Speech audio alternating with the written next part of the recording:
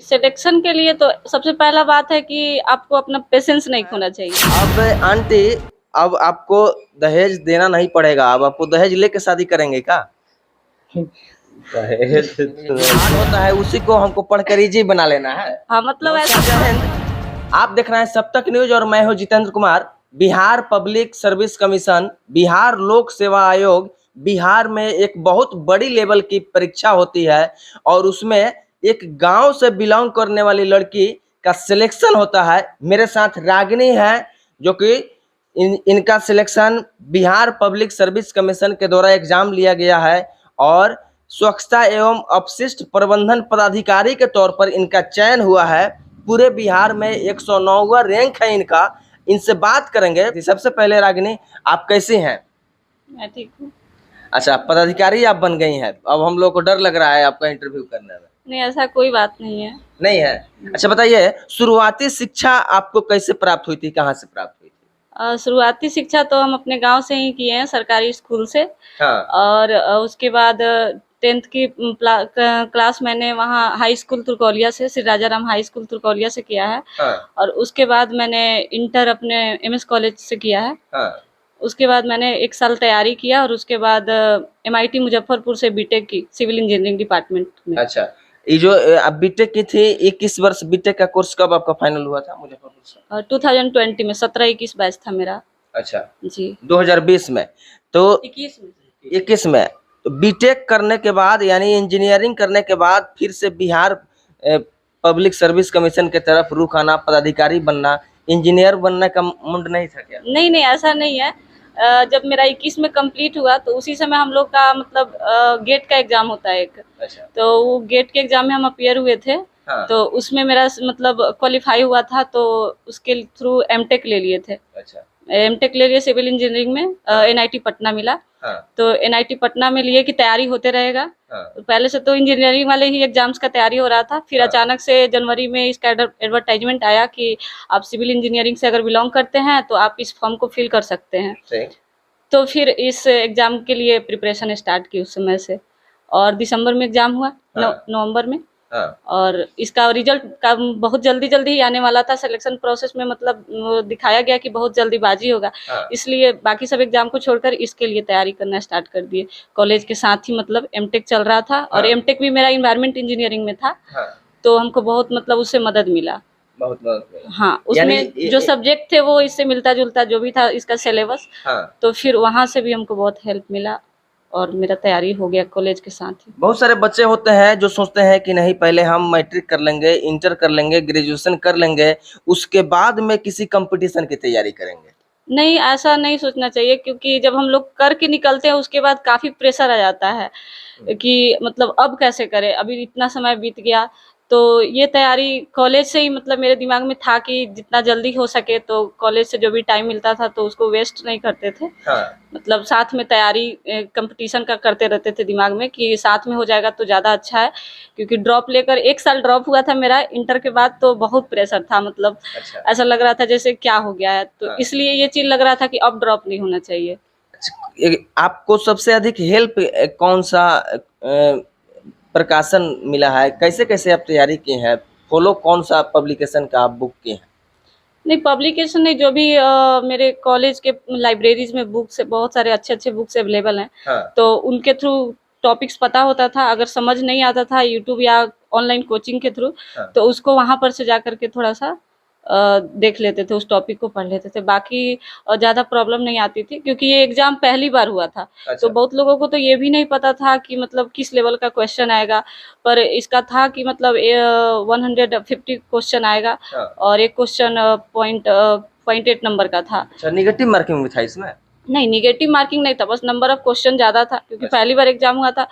तो इसमें ये था कि बहुत लोगों को नहीं पता है। अच्छा। तो इसमें अगर हम लोग सोर्स बताने वाला अगर अच्छा गाइडेंस मिल जाता है। हाँ। कि आप यहाँ से पढ़िए, वहाँ से पढ़िए, अगर आप उसको फॉलो करते हैं तो फिर इसमें बहुत एक्सेल कर पाए। तो मेरे जैसे जो गाइड थे ऑनलाइन कोचिंग वाले तो बहुत अच्छे से बताए थे, सोर्स उन्होंने बताया, हम लोग निकलवा करके उसको पढ़े। या बिहार पब्लिक सर्विस कमीशन या union public service commission, Bihar लोक सेवा आयोग या संघ लोक सेवा आयोग, नाम सुनते ही लोग डर जाते हैं। तब जिस समय आप फॉर्म फिलअप कर रही थी उम्मीद था इसमें चयन होने का, या कैसा दिल में हेजिटेशन कुछ था कि नहीं था? नहीं सर, जब इसका एडवर्टाइजमेंट आया था, इसका सिलेबस देखे तो लगा था इसमें तो सिलेक्शन लेना है किसी तरह। लेना है, हाँ, ये उसी होता दिन है लगा था। सफलता का मंत्र, और ये होता है दृढ़ निश्चय। क्योंकि ऐसा था कि अगर अगर बहुत अच्छा नहीं कर पाएंगे तो बिहार में गर्ल्स का रिजर्वेशन है 35% है। तो लगा था अगर बहुत अच्छा परफॉर्म नहीं कर पाएंगे फिर भी अगर रिजर्वेशन से हो जाए, पर लकली ऐसा हुआ कि प्रिपरेशन बहुत अच्छा रहा तो जनरल कैटेगरी से सिलेक्शन हो और गया। रिजर्वेशन की नौबत जरूरत नहीं है। नहीं पड़ी।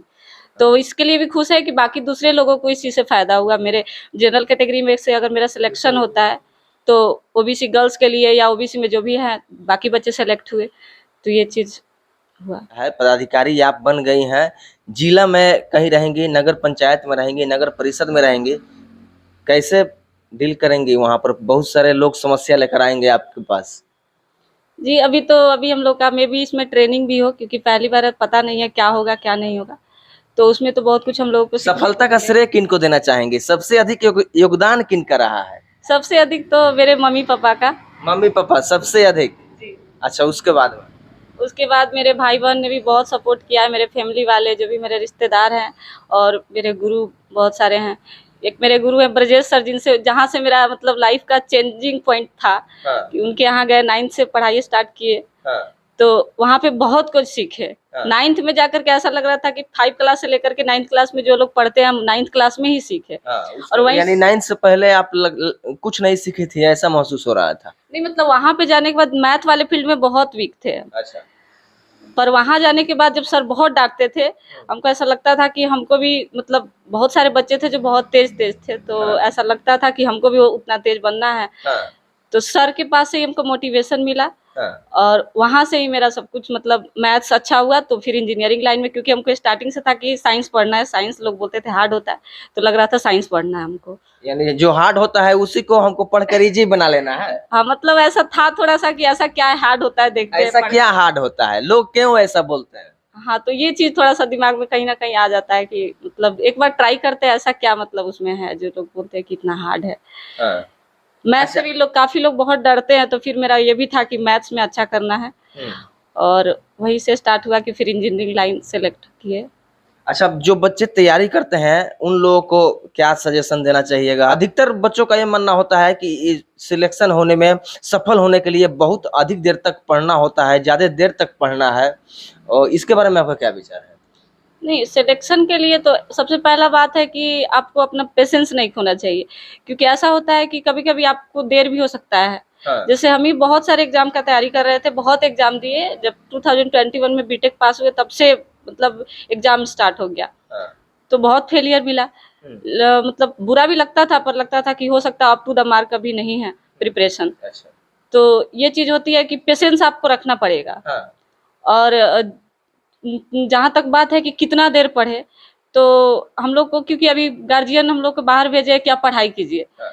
तो ऐसा नहीं है कि एकदम मतलब दिन रात पढ़ रहे हैं, ऐसा नहीं है। नहीं। मतलब पर आप अपने मतलब काम के अलावा थोड़ा बहुत मतलब माइंड को रिलैक्स भी देना है।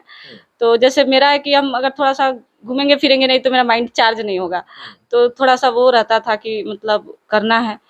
लेकिन हाँ, ये चीज था, जब से ये प्रिपरेशन स्टार्ट किए थे, हम कॉलेज में थे, बहुत प्रेशर था कॉलेज में, क्योंकि हम लोग का एमटेक में थेसिस होता है। हाँ। तो उसके लिए भी गाइड से मिलना रहता था। गाइड बहुत डांटते थे कि तुम काम नहीं कर रही हो। सर को फिर बोले सर मेरा एग्जाम है, तो सर ने भी बहुत सपोर्ट किया मेरा। उन्होंने बोला कि ठीक है, जब तक एग्जाम है तुमको हम फ्री दे रहे हैं, तैयारी कर लो, थोड़ा थोड़ा काम करते रहो, बाकी जब हो जाएगा तो पूरा तुमको टाइम देना पड़ेगा। तो वहाँ से था कि कॉलेज में जाते थे, वहाँ लाइब्रेरी का सुविधा था, तो 8 बजे से निकल के चले जाते थे हॉस्टल से। और वहाँ पे क्योंकि नींद आने की संभावना खत्म हो जाती थी, अगर नींद आती भी है तो आप लाइब्रेरी में सो नहीं सकते हैं। लाइब्रेरी में नहीं सो सकते? नहीं सो अगर सकते। नींद आ भी रही है? हाँ, वहाँ पे बहुत सारे बच्चे पढ़ रहे होते हैं। तो वहाँ देख कर लगता है कि नहीं, हमें भी इस पढ़ना कंपटीशन में चाहिए। हाँ पढ़ना है। तो ये था कि वहाँ पे मतलब हम जब से ये एग्जाम हुआ था तो 9 बजे से लेकर के और रात के 7 या 8 बजे तक वही लाइब्रेरी में ही रहते थे। बीच में वहीं पे मतलब कैंटीन था, तो उसमें जाकर के खाना खाते थे। तो लगभग मतलब ऐसा था कि हर मतलब डे कम से कम 8 घंटा तो पढ़ना है। हाँ, क्योंकि इसमें कंपटीशन बहुत था, पहली बार आया था, सब लोग चाह रहा था कि मतलब वैसा हो जाए।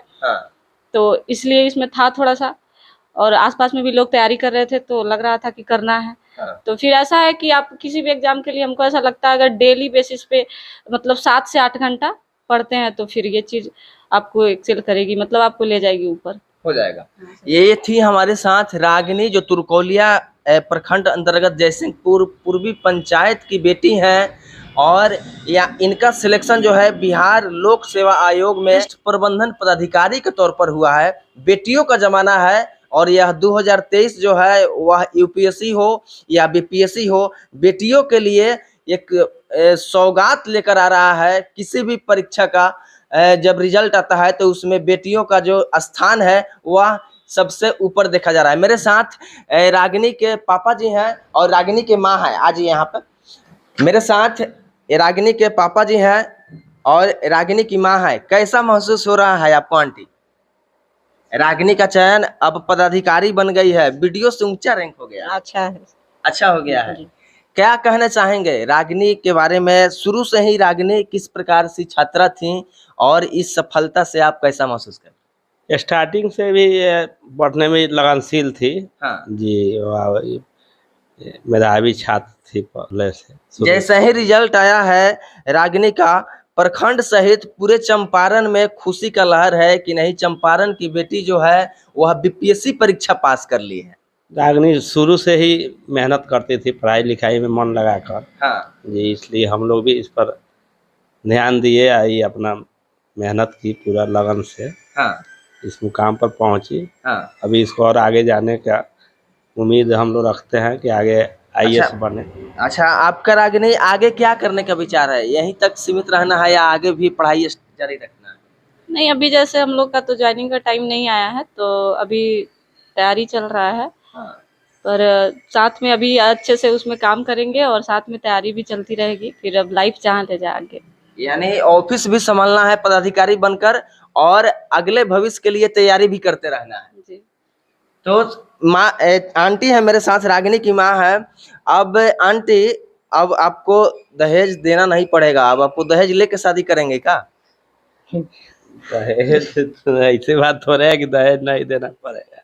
दहेज तो जो रस्म है वो होइबे करेगा, दिया दहेज तो देना ही पड़ता है, कम देना पड़े या बेसी देना पड़े। अब तो पदाधिकारी बन गई है रागिनी, अब कौन ये है अब को मांगेगा आपसे? अब कौन कहेगा? हाँ, दहेज तो ऐसा ही हम लोग दहेज लेना देना इसी समझते हैं। हाँ हाँ, कि दहेज लेना देना दोनों समाज के लिए कलंक है। कलंक है जी, है ना? तो हम लोग चाहते हैं कि दहेज प्रथा समाज से मिटे बिल्कुल ना, बिल्कुल। और हर लड़का वाले चाहे लड़की वाले इसमें आगे आए। इसमें हम भी पहल करेंगे कि दहेज समाज से मिटे, दहेज प्रथा के हम बंद किया जाए, बंद समाज किया से। जाए। यह एक अभिशाप है, यह एक कलंक है और बेटियों के लिए यह एक अभिशाप बनकर आ गया है। मैं इन तमाम मुद्दों पर आपकी क्या प्रतिक्रिया है कमेंट्स में जरूर बताइएगा। जय हिंद।